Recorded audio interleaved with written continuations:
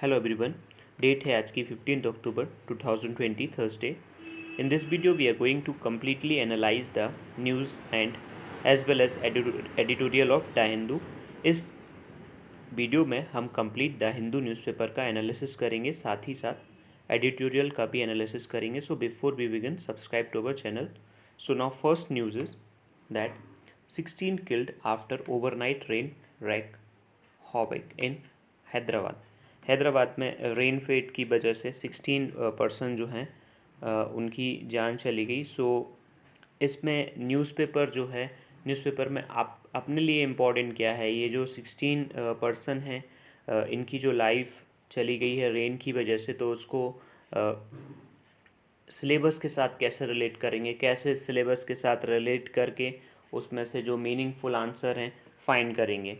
तो फर्स्ट यहाँ पे दिया हुआ है, this prompted the national disaster response force, the army, the state police to rescue the affected people from inundated areas. जो भी रेस्क्यू वर्कर्स हैं जो कि एनडीआरएफ से आते हैं, तो जो एनडीआरएफ है उसमें 12 बटालियंस होती हैं, पर बटालियन उसमें 1149 मेंबर्स होते हैं। तो अब आपके लिए जो इम्पोर्टेंट चीज़ें हैं वो न्यूज़ तो इम्पॉर्टेंट है ही, क्योंकि जो न्यूज़ है वो आपके दिमाग में रहेगी, तभी जो ये different different organisations and different different bodies हैं वो आपके माइंड में रहेंगी। बट न्यूज़पेपर में वो इतना सारा डाटा नहीं दे सकते जो आपको एक्स्ट्रा जानना ज़रूरी है एग्ज़ाम के पर्सपेक्टिव से। अगर आप कोई स्टेट पीसीएस या यूपीएससी की प्रिपरेशन कर रहे हैं, then you should know extra other than newspaper as well. तो उसके लिए आपको जो न्यूज़पेपर के साथ साथ जो भी इम्पॉर्टेंट टर्म्स हैं उनका डिटेल्ड एनालिसिस अगर आप डेली ऐसा कर लेते हैं 1 महीने 2 महीने 3 महीने तक, तो उससे क्या होगा, आपके माइंड में बहुत सारी चीज़ें जो हैं वो क्लियर रहेंगी, हमेशा आपके माइंड में रहेंगी। थोड़ी सी मेहनत स्टार्टिंग में आपको करनी पड़ेगी, बट आफ्टर दैट क्या होगा कि सारी चीज़ें आपको ऑलरेडी ही याद होंगी। बहुत सारा स्टैटिक पोर्शन भी जो न्यूज़पेपर है उससे कवर हो जाता है, बहुत आसानी से हो जाता है, आपको पता भी नहीं चलता। अब ये जो एनडीआरएफ है ये स्टैटिक पोर्शन का पार्ट है डिज़ास्टर मैनेजमेंट का, but we are covering it in current because current में जो न्यूज़ आई है कि हैदराबाद में 16 लोगों की जान चली गई। तो अब वो न्यूज़ तो आज आ गई, कल वो चली जाएगी न्यूज़, बट उसके बेसिस पे अगर आपने एनडीआरएफ बॉडी को प्रिपेयर कर लिया और बार बार अगर एक ही नोट्स को आप बार बार पढ़ेंगे, तो आपकी रिटेंशन कैपेसिटी जो है वो बहुत ज़्यादा इंक्रीज़ हो जाएगी। अगर आप ऐसा करेंगे कि हर बार बदल बदल के सोर्सेज से कुछ भी पढ़ेंगे, तो उससे क्या होगा कि आपकी जो एफिशिएंसी है वो ऑटोमेटिकली कम हो जाएगी, बिकॉज डिफरेंट डिफरेंट सोर्सेज में अलग अलग चीज़ें दी रहती हैं सेम टॉपिक के बारे में। तो उससे क्या होगा कि आपका जो टाइम है वो डुप्लीकेशन ऑफ एफर्ट लगेगा, उससे आपका टाइम बहुत ज़्यादा लगेगा। तो इसलिए कोई भी चीज़ पढ़ें उसको, एक ही चीज़ को बार बार पढ़ें, तो उससे आपको ज़्यादा फ़ायदा मिलेगा। डिस्कस कर लेते हैं। एनडीआरएफ में 12 बटालियन होती हैं और हर एक बटालियन में 1149 पर्सनल होते हैं। अब जो एनडीआरएफ है वो डिज़ास्टर मैनेजमेंट एक्ट के बेसिस पे 2005 में बनाई गई थी। बिल जो है पार्लियामेंट में पास किया गया था और प्रेसिडेंट ने अपना एसेंट दिया था 2006 में। जो एनडीआरएफ है वो इतने स्टेट्स जो आसाम, वेस्ट बंगाल, उड़ीसा, तमिलनाडु, महाराष्ट्र, गुजरात, उत्तर प्रदेश, पंजाब, बिहार, आंध्र प्रदेश, अरुणाचल प्रदेश में लोकेटेड है। अब जो है नेचुरल डिज़ास्टर में एनडीआरएफ का क्या रोल होता है, एनडीआरएफ जो है वो रेस्क्यू और रिलीफ ऑपरेशन करती है। कोई भी जो नेचुरल डिज़ास्टर आता है, एनडीआरएफ ने 73 ऑपरेशन किए हैं अभी तक और अप्रॉक्सीमेटली 1,30,000 लोगों की जान भी बचाई है। एनडीआरएफ जो है वो, उसके पास कैपेबिलिटी है कि अगर कोई न्यूक्लियर प्रॉब्लम आ जाती है, बायोलॉजिकल डिज़ास्टर आ जाती है, केमिकल डिज़ास्टर आ जाती है, तब भी वो कॉप अप कर सकता है। और चेयरमैन जो head of the NDRF designated as the director general, जो एक आईपीएस ऑफिसर होता है एनडीआरएफ का हेड होता है। और जो apex body of disaster management है नेशनल डिज़ास्टर मैनेजमेंट अथॉरिटी। तो जो एनडीआरएफ जो है वो एनडीएमए के अंडर फंक्शन करती है और एनडीएमए के चेयरमैन प्राइम मिनिस्टर होते हैं। अगर आप इन नोट्स को एक्सेस करना चाहते हैं तो डिस्क्रिप्शन में आपको टेलीग्राम का लिंक मिल जाएगा, वहाँ से आप इन सारे नोट्स को एक्सेस कर सकते हैं। और मैंने जैसा आपको बताया कि आपको सिर्फ दिन में 5 या 10 मिनट या 20 मिनट देने हैं, तो पूरे नोट्स आपके रिवाइज हो जाएंगे। और ऐसा आप डेली करेंगे तो इसमें क्या होता है, जो न्यूज़ हैं वो डेली कोई ना कोई न्यूज़ एक ऐसी होती है जो कल भी आई होती तो रिपीट होती है। इससे आपका क्या होगा, डुप्लीकेशन ऑफ एफर्ट कम हो जाएगा। बार बार आप अलग अलग सोर्सेज से पढ़ते हैं तो उससे एफर्ट आपका कम लगेगा और चीज़ें ज़्यादा टाइम तक आपके दिमाग में रिटेन रहेंगी। Now next news is that loan borrowers Deepawali is in your hands SC tells centre. अब सुप्रीम कोर्ट ने, कॉन्टेक्स्ट क्या है, सुप्रीम कोर्ट ने जो है वो सेंट्रल गवर्नमेंट को बोला कि जो आपने लोन मोरिटोरियम दिया था, लोन मोरिटोरियम तो दिया था RBI की गाइडलाइंस के अकॉर्डिंग, RBI की रिकमेंडेशन पे लोन मोरिटोरियम दे दिया।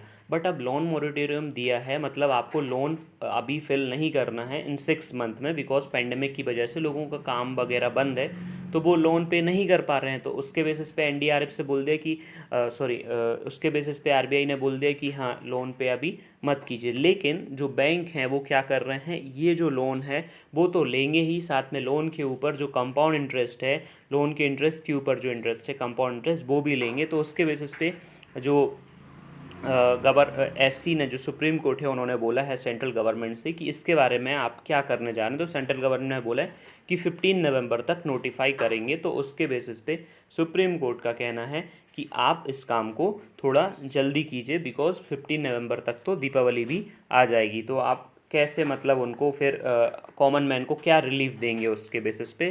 तो जो अपने सॉलिसिटर जनरल हैं तुषार मेहता, उनका कहना है कि गवर्नमेंट को अगर रिलीफ देना ही था तो दैट्स वाई उन्होंने स्टार्टिंग में मोरेटोरियम किया, कि रिलीफ देने के लिए ही तो मोरेटोरियम किया है। तो ये न्यूज़ थी। Then farmer delegation boycott central meet. जो सेंट्रल गवर्नमेंट की जो मीटिंग थी वो सेंट्रल गवर्नमेंट के सेक्रेटरी जो थे उनसे मीटिंग थी फार्मर्स की। अब वो मीटिंग जो है उसको फार्मर्स ने बायकॉट कर दिया, बिकॉज फार्मर्स मिलना चाहते थे या तो एग्रीकल्चर मिनिस्टर नरेंद्र सिंह तोमर या फिर जो एग्रीकल्चर मिनिस्टर की ग्रुप ऑफ मिनिस्टर्स की जो मीटिंग होनी थी एग्रीकल्चर जो फार्मर्स हैं उनके साथ, तो वो अब उनको मिनिस्टर मिले नहीं तो उन्होंने उस मीटिंग को क्या कर दिया, बायकॉट कर दिया। अब देन नेक्स्ट न्यूज़ ये, जो अब महबूबा मुफ्ती को कल PSA जो एक्ट है उनके ऊपर पब्लिक सेफ्टी एक्ट लगाया गया था, तो पब्लिक सेफ्टी एक्ट के बेसिस पे उनको छोड़ दिया गया है वहाँ से। तो उसके बाद न्यूज़ इम्पॉर्टेंट ये है कि अब्दुल्ला, जो उमर अब्दुल्ला के फादर हैं फ़ारूक अब्दुल्ला महबूबा मुफ्ती, उन्होंने गुपकार पैक्ट क्या है ये अपने लिए इम्पॉर्टेंट नहीं है बट थोड़ा आपको नॉलेज होना चाहिए। Gupkar declaration a pact fight for the restoration of JNK special status. आपको पता होगा कि लास्ट ईयर गवर्नमेंट ने आर्टिकल 370 को जो है वो रिपील कर दिया था, तो उसके बेसिस पे ये चाहते हैं कि जम्मू एंड कश्मीर का स्पेशल स्टेटस वापस आ जाए, तो इसके लिए उन्होंने गुपकार पैक्ट किया है। Then next is ban on diesel generator in NCR from today.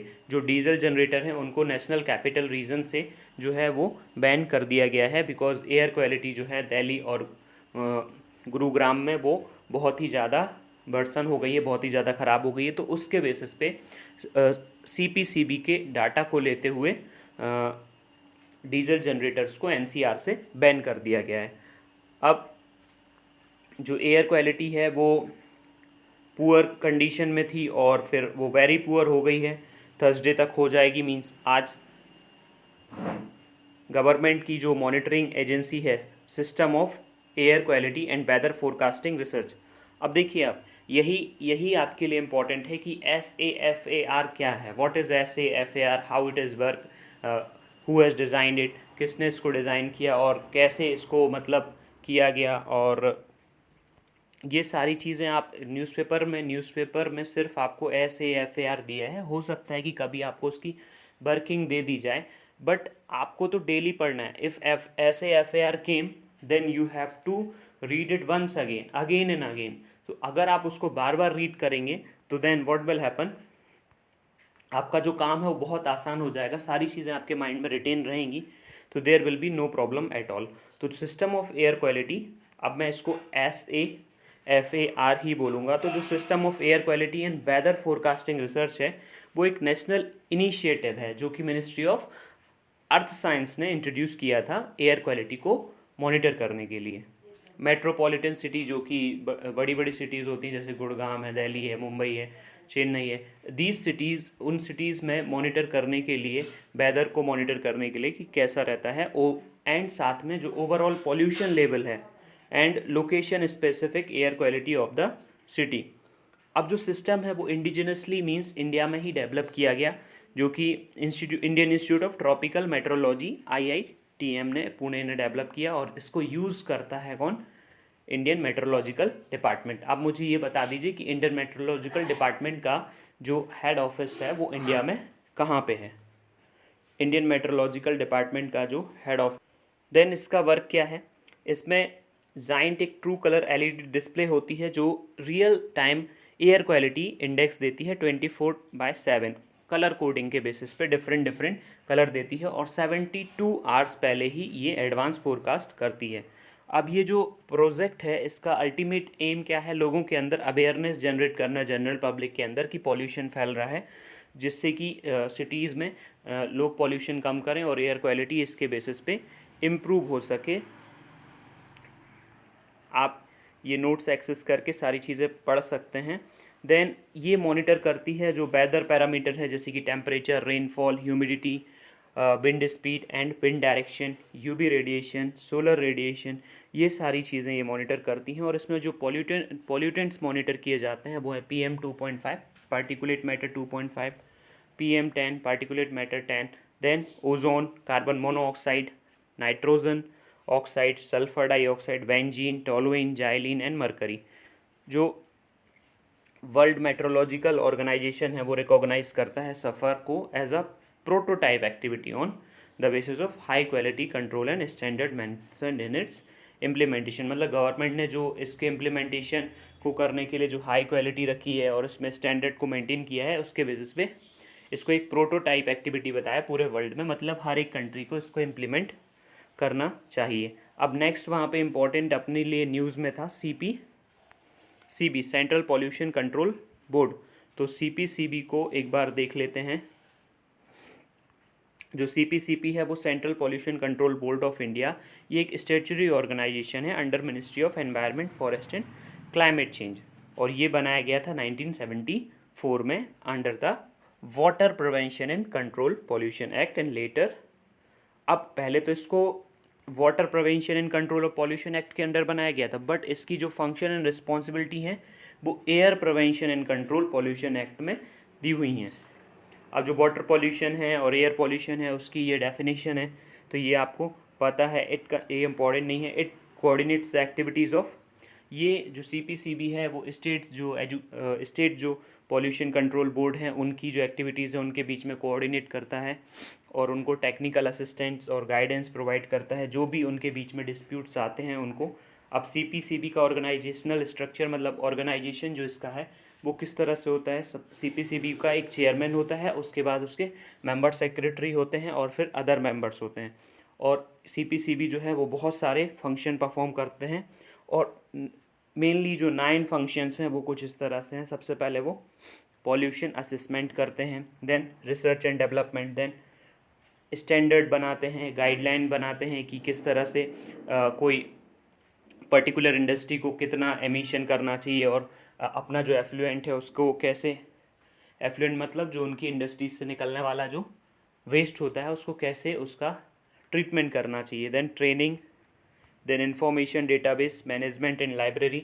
अब उनकी रिलेटेड जो भी इंफॉर्मेशन होगी उससे उसके बेसिस पे वो डेटाबेस बनाते हैं। Then pollution control technology, then pollution control enforcement, then mass awareness and publication, then hazard based management, जो भी केमिकल या बायोलॉजिकल कोई वेस्ट है जो बहुत ही ज़्यादा खतरे वाला है तो उसको भी मैनेज करने का काम ये बताते हैं। देन पावर एंड फंक्शन, ये क्या करते हैं? एडवाइस करते हैं सेंट्रल और स्टेट गवर्नमेंट को जो भी मैटर रिलेटेड होता है कि पॉल्यूशन को कैसे प्रिवेंट करें, इम्प्रूव करें एयर क्वालिटी को, और कंट्रोल में करना एयर पॉल्यूशन और वाटर पॉल्यूशन को।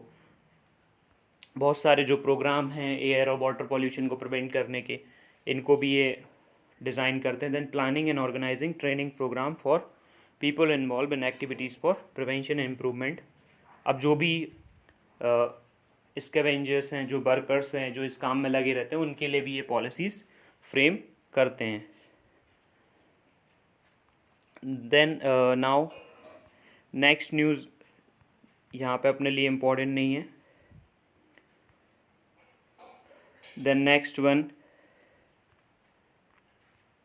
यहाँ पे, हाँ, ये won't allow Assam government madrasas to be close. अब आसाम गवर्नमेंट ने डिसाइड किया है कि आसाम में जितने भी जो मदरसाज हैं उनको आसाम गवर्नमेंट जो है वो बंद करने जा रही है। तो उसके बेसिस पे वहाँ की जो मदरसा कमेटी है उन्होंने डिसाइड किया है कि वो अलाउ नहीं करेंगे गवर्नमेंट को कि वो मदरसा बंद कर दें। इन रिटर्न गवर्नमेंट को ये करना चाहिए कि जो मदरसाज में जो भी क्वालिटी इम्प्रूवमेंट की नीड है, जो गवर्नमेंट चाहती है कि क्वालिटी इम्प्रूव होनी चाहिए, तो गवर्नमेंट वैसा कर सकती है। नाउ नेक्स्ट इज़, यहाँ पे अपने लिए इम्पॉर्टेंट तो ये नहीं है, ये भी न्यूज़ इम्पॉर्टेंट नहीं है। नेक्स्ट एडिटोरियल न्यूज़ डिस्कस करने के बाद एडिटोरियल डिस्कस करते हैं। देन स्टॉर्म में स्ट्रेंथन आफ्टर क्रॉसिंग कोस्ट। ये जो न्यूज़ है वो साइक्लोन, जो एक इम्पॉर्टेंट टॉपिक है डिज़ास्टर मैनेजमेंट का, या फिर कहें तो जीएस पेपर 3 में एनवायरनमेंट का, तो उसमें जो स्टॉर्म है वो स्ट्रेंथन हो जाते हैं आफ्टर क्रॉसिंग द कोस्ट। अब यहाँ पे बताएं सब cyclonic system of deep depression जो कि तेलंगाना में अभी आया था, तो उसके बेसिस पे वो जब अभी जो मंथ चल रहे हैं अक्टूबर एंड नवंबर, वो साइक्लोनिक मंथ हैं। मींस उस टाइम पे मेजर या माइनर बहुत सारे साइक्लोन जो हैं वो आते रहते हैं और इवेंचुअली वो जो हैं वो चले जाते हैं और वो क्रॉस करते हैं साइक्लोन इंडिया के ईस्ट कोस्ट से वेस्ट कोस्ट तक जाते हैं। और इसमें क्या होता है, जो सी से जो मॉइस्चर है वो एनर्जी देती है जिससे कि ट्रॉपिकल स्टॉर्म बनते हैं और अल्टीमेटली वो स्ट्रॉन्ग होके बाद में फिर वो साइक्लोन बन जाते हैं। और अब मॉनसून जो है वो विड्रॉल हो रहा है और 26 अक्टूबर तक पूरा का पूरा जो मॉनसून है वो चला जाएगा। अब यहाँ पे इम्पॉर्टेंट चीज़ दी हुई है कि जो स्टॉर्म जिनकी स्पीड 62 किलोमीटर पर आवर से एक्स्ट्रा होती है उनको साइक्लोन माना जाता है। और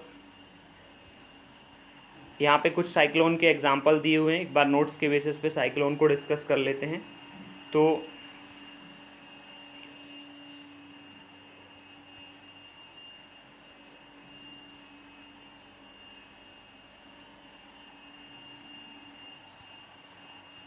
बहुत सारे टॉपिक हैं आज डिस्कस करने के लिए।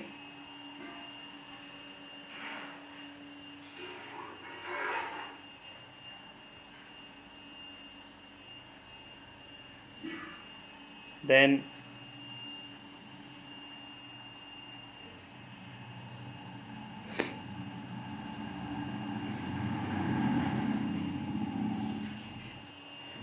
Next important news is India Pakistan exchange barbs. जो इंडिया और पाकिस्तान के बीच में अभी जो ये मीटिंग चल रही है that is Indian, that is because of जो कॉमनवेल्थ फॉरेन अफेयर्स मिनिस्टीरियल जो मीटिंग है वो हो रही है, तो that is the virtual meeting. तो उसके बेसिस पे जो पाकिस्तान के जो फॉरेन मिनिस्टर हैं उन्होंने कुछ एलिगेशन लगाए इंडिया के ऊपर कि स्पेसिफिकली उन्होंने इंडिया के ऊपर एलिगेशन नहीं लगाए, उन्होंने बोला कि जो साउथ एशियन रीजन है वहाँ पे कंट्री है जो माइनॉरिटीज़ को टारगेट कर रही है। तो उसके बेसिस पे जो अपने फॉरेन सेक्रेटरी हैं विकास स्वरूप, उन्होंने भी फिर बताया कि जो पाकिस्तान है उसकी जो उसके पास जो डिस्प्यूटेड टेरिटरी है वो सूरर रेदर देन लेटर इंडिया में जो है वो मिली जाएगी। और पाकिस्तान के बारे में बताया कि जब लिबरेशन ऑफ बांग्लादेश हो रहा था तब उन्होंने कितनी एट्रोसिटीज़ जो हैं वो लोगों के ऊपर की थी, और जो भी टेररिस्ट हैं बहुत सारे टेररिस्ट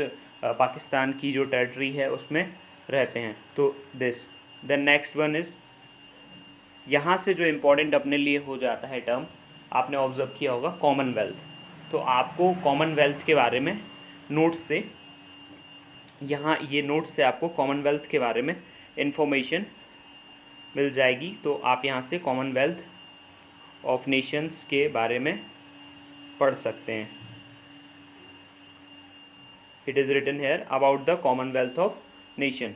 जो कॉमनवेल्थ ऑफ नेशन उन कंट्रीज़ को बोला जाता था जो एक टाइम पे ब्रिटिश राज के अंडर में आते थे, मतलब ब्रिटिशर्स ने उन पर डायरेक्टली कभी न कभी रूल किया हुआ है। अभी वो सोवरेन और एक तरह से बोला जाता है कुछ उसमें सारी डेमोक्रेटिक कंट्रीज़ भी हैं, और तो उसके बेसिस पे उन उन कंट्रीज़ का जो ग्रुप है उसको कॉमनवेल्थ बोला जाता है। और कॉमनवेल्थ नेशन जो है वो फ्री एंड इक्वल हैं, और सुप्रीम जो लीडर हैं वो कॉमनवेल्थ की उनको माना जाता है क्वीन एलिजाबेथ सेकेंड। अब जो भी स्टेट्स हैं, member states of Commonwealth are not legally liable और बाउंड टू ईच अदर। वो कोई भी तरह से एक दूसरे से बाउंड नहीं है, बट वो बाउंड है तो सिर्फ एक बात से, बिकॉज उनका जो लैंग्वेज है, हिस्ट्री है, कल्चर है, और लाइकनेस और डेमोक्रेसी और human rights and rule of law, जो कि उन्होंने लिया है कुछ हद तक ब्रिटेन से। The next news is here that army chief to visit Nepal in November. तो जो अपने आर्मी चीफ हैं मनोज मुकुंद नारवने, वो नेपाल जाएंगे, और विज़िट जो है वो कुछ मंथ के बाद हो रही है, बिकॉज इम्पोर्टेंस इसका ये है कि नेपाल ने अपना जो मैप है, पॉलिटिकल मैप है, उसको चेंज कर दिया था। काला पानी, लिपुलेख, लिम्पियादुरा और पिथौरागढ़ जो डिस्ट्रिक्ट है उसको अपने मैप में इंक्लूड कर लिया था। तो उसके बेसिस पे इंडिया और नेपाल के बीच में क्या इशू है ये देख लेते हैं। India Nepal relation, you can relate this with IR international relation paper 2। Then India Nepal जो है उनके बीच में treaty of peace and friendship हुई थी 1950 में, और सेकेंड ट्रीटी ऑफ सगौली जो कि जो ट्रीटी है वो इस्टेब्लिश हुई थी बाउंड्री लाइन नेपाल और इंडिया के बीच में, जो कि 2 दिसंबर 1815 को हुई थी, और उसको 4 मार्च 1816 को रेक्टिफाई किया गया था, जो कि east India company king of Nepal के बीच में हुई थी। और उस समय यू नो दैट वो जो ईस्ट इंडिया कंपनी है वो इंडिया पे रूल कर रही थी, तो ऑब्वियस सी बात है वो जो ट्रीटी है वो इंडिया और नेपाल के बीच में है। The next is centre to release टूअर डाल टू स्टेट्स। जो सेंट्रल गवर्नमेंट है वो स्टेट्स के लिए और टूअर जो दाल है वो रिलीज़ कर रही है। अब सेंट्रल गवर्नमेंट जो भी है जो भी उस MSP पे जो भी परचेसेस करती है या अपनी एजेंसीज के थ्रू करवाती है, उस परचेस को वो अपने पास रखती है, और जब उसके पास एक्सेस स्टॉक हो जाता है तो वो उसको मार्केट में रिलीज़ कर देती है, ओपन मार्केट में, जिससे कि ट्रेडर उसको परचेस कर सके, जिससे कि प्राइस स्टेबिलिटी बनी रहे। और दूसरा जो है स्टेट्स जो हैं वो भी परचेस कर लेती हैं अपने जो पब्लिक डिस्ट्रीब्यूशन सिस्टम है उसमें डिस्ट्रीब्यूट करने के लिए। तो यहाँ पे एक बार बात कर लेते हैं कि सेंट्रल का जो बफर स्टॉक है वो क्या होता है, what is the buffer stock. तो बफर स्टॉक जो है रिजर्व ऑफ कमोडिटी है, जो कि प्राइस फ्लक्चुएशन से फाइट करने के लिए, जो प्राइस में फ्लक्चुएशन होता है, प्राइस चेंज होती रहती है कोई भी चीज़ों की, उससे फाइट करने के लिए एसेंशियल जो भी कमोडिटीज़ हैं जैसे कि पल्सेस हैं, वीट है, राइस है, तो उसका स्टॉक गवर्नमेंट मेंटेन करती है कि प्राइस में जो भी फ्लक्चुएशन होगा तो उससे फाइट कर सकते हैं। सबसे पहले जो बफर स्टॉक का कॉन्सेप्ट है वो 4th 5-year प्लान में लॉन्च किया गया था, और जो गवर्नमेंट है वो फूड ग्रेन का एक सेंट्रल पूल बना के रखती है, और जो सेंट्रल गवर्नमेंट जो है वो सबसे पहले minimum buffer stock norm decide करती है कि कितना फूड ग्रेन जो है वो मंथली बेसिस पे चाहिए उसको अलग रखती है, और कितना क्वार्टरली बेसिस पे चाहिए उसको अलग रखती है। वो इस बेसिस पे रखती है कि जो भी इमरजेंसी सिचुएशंस हैं, जैसे क्रॉप फेलियर हो गया या कोई नेचुरल डिज़ास्टर आ गया या प्राइस स्टेबल करना है, मार्केट में प्राइस बहुत ज़्यादा बढ़ गया, तो उसके बेसिस पे गवर्नमेंट रखती है। अब जो कैबिनेट कमेटी इकोनॉमिक अफेयर्स है उन्होंने बफर नॉर्म सेट किए हैं कि अप्रैल, जुलाई, अक्टूबर एंड जनवरी में वो सेट करते हैं।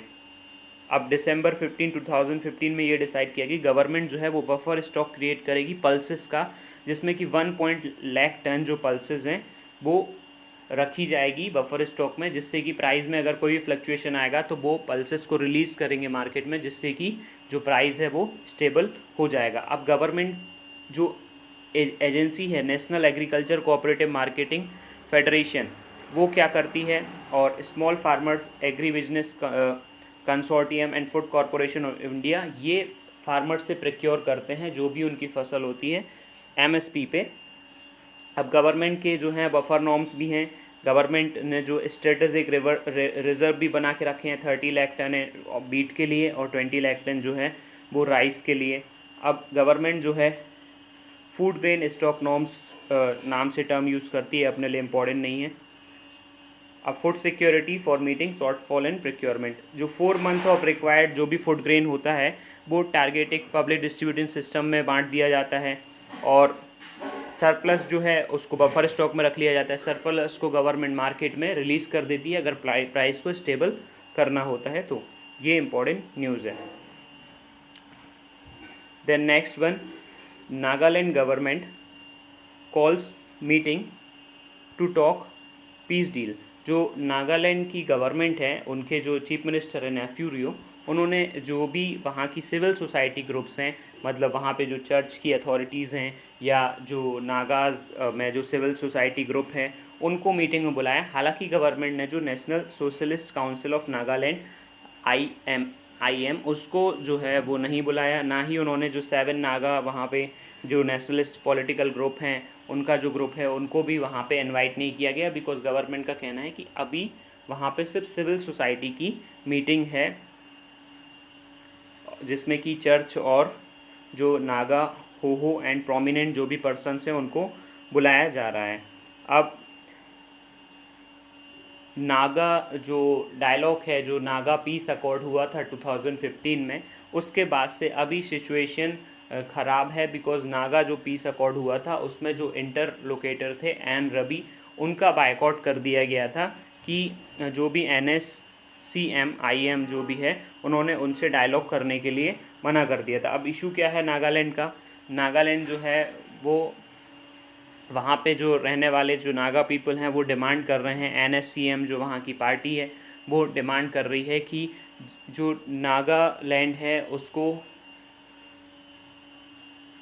उसका एक स्पेशल फ्लैग होना चाहिए, उसका एक कॉन्स्टिट्यूशन होना चाहिए। साथ ही अरुणाचल प्रदेश, मणिपुर और आसाम में जो भी नागा इनहेबिटेटेड एरिया हैं उससे ग्रेटर नागालिम बनाना चाहिए। This is their demand. The next है cabinet approval for school education reform project. अब कैबिनेट ने अप्रूव कर दिया है स्कूल एजुकेशन रिफॉर्म प्रोजेक्ट। इसमें क्या है, वर्ल्ड बैंक जो है वो डायरेक्टली इसमें फ़ंड दे रहा है, जिससे कि स्कूल में जो गवर्नेंस है और जो स्कूल की जो डेटा और उसका असेसमेंट है वो बहुत अच्छे से किया जा सके। World bank will contribute 3,700 crore for the project. अब यहाँ पे इस स्टार्स का जो फुल फॉर्म है, strengthening teaching learning and result for states project will have a total project cost of 5,718 crore with the World Bank support accounting 3,700 crore. अब इसमें जो मेजर कंपोनेंट है प्रोजेक्ट का वो है परख, performance assessment, review and analysis of knowledge for holistic development. तो इसके बेसिस पे ये न्यूज़ थी। देन जम्मू एंड कश्मीर के लिए जो है वो दीनदयाल उपाध्याय अंत्योदय राष्ट्रीय आजीविका मिशन जो है वो लॉन्च किया गया। उसमें जो JNK की जो मोर देन 10.5 लाख जो वुमेन हैं उससे उनको फ़ायदा मिलेगा। वो सेल्फ हेल्प ग्रुप क्रिएट कर सकते हैं, जिससे कि उनके अंडर जो एंटरप्रेन्योरशिप स्किल है या कोई भी वो वर्क करना चाहते हैं तो वो उससे डेवलप होगा। प्रकाश जावड़ेकर जी जो मिनिस्टर हैं उन्होंने बोला है कि इंडिया में 63 लाख सेल्फ हेल्प ग्रुप हैं और 7 करोड़ उनके मेंबर्स हैं और उनको 3 लाख करोड़ लोन दिया गया है। तो उसके बेसिस पे सिर्फ 2.3 जो है वो NPA में गया है, मींस नॉन परफॉर्मिंग एसेट, मतलब जो लोन वापस नहीं आया। और 1 करोड़ मींस जो 1 लाख करोड़ है अभी भी वो आउटस्टैंडिंग है, मतलब अभी तक वो उन महिलाओं के पास है। तो ये न्यूज़ थी। The next one, Azerbaijan targets Armenia. तो आर्मेनिया और अज़रबैजान का जो कॉन्फ्लिक्ट है उसको डिटेल में डिस्कस कर लेते हैं नोट्स के बेसिस पे कि आर्मेनिया और अज़रबैजान का क्या कॉन्फ्लिक्ट है और उसमें इंडिया का क्या रोल है। बिकॉज़ अगर आप वर्ल्ड जोग्राफ़ी या जो भी वर्ल्ड में इवेंट हो रहे हैं उस पर ध्यान दे रहे हैं, so then you have to know कि उसमें इंडिया का क्या रोल है, और इंडिया का रोल ही आपके लिए एग्ज़ाम के पॉइंट ऑफ व्यू से इम्पॉर्टेंट हो जाता है।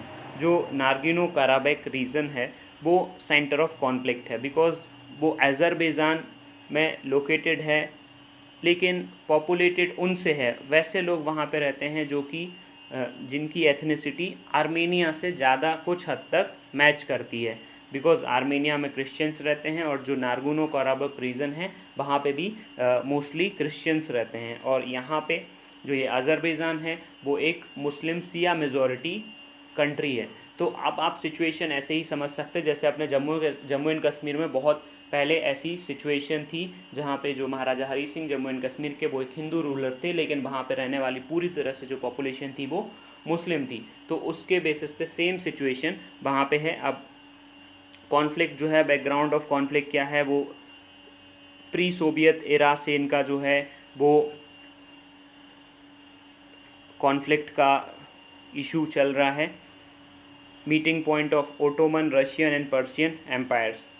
अज़रबैजान एंड आर्मेनिया जो है वो सोवियत रिपब्लिक के पार्ट बने 1921 में, और रशिया जो एरेस्टवाइल सोवियत यूनियन है, जो नारगनो कराबैक रीजन है, उसको अज़रबैजान को उन्होंने सौंप दिया, लेकिन ऑटोनॉमी उनको ऑफ़र की कि आप अपने आप को सेल्फ रूल कर सकते हो। 1980 में जब सोवियत की पावर्स जो है वो वीक हो गई, तो नारगिनो काराबैक में जो सेपरेटिस्ट लोग थे जो चाहते थे कि आर्मेनिया में मिल जाएं, वो फिर से ऊपर आ गया। 1988 में नेशनल असेंबली उन्होंने वोट किया कि वो ऑटोनॉमस स्टेटस को रिजॉल्व करना चाहते हैं और वापस से आर्मेनिया में जुड़ना चाहते हैं। तो इसके बेसिस पे अज़रबैजान ने पूरा जो है इस तरह की जो बातें हैं उसको सप्रेस कर दिया, और फिर मिलिट्री कॉन्फ्लिक्ट हुई। अब फ्लैश पॉइंट ऑफ कॉन्टेक्ट जो सेल्फ डिक्लेरेशन ऑफ इंडिपेंडेंस किया गया था नारगिनो काराबैक के रहवासियों ने 1991 में, वो 1991 में जब यूएसएसआर कोलैप्स हो गया तो उसके बेसिस पे वॉर हुआ अज़रबैजान एंड नारगिनो काराबैक, जिसको आर्मेनिया ने सपोर्ट किया। तो आप ये पूरे जो नोट्स हैं वो इस तरह से एक्सेस कर सकते हैं इशू को पूरा जानने के लिए। Thank you very much.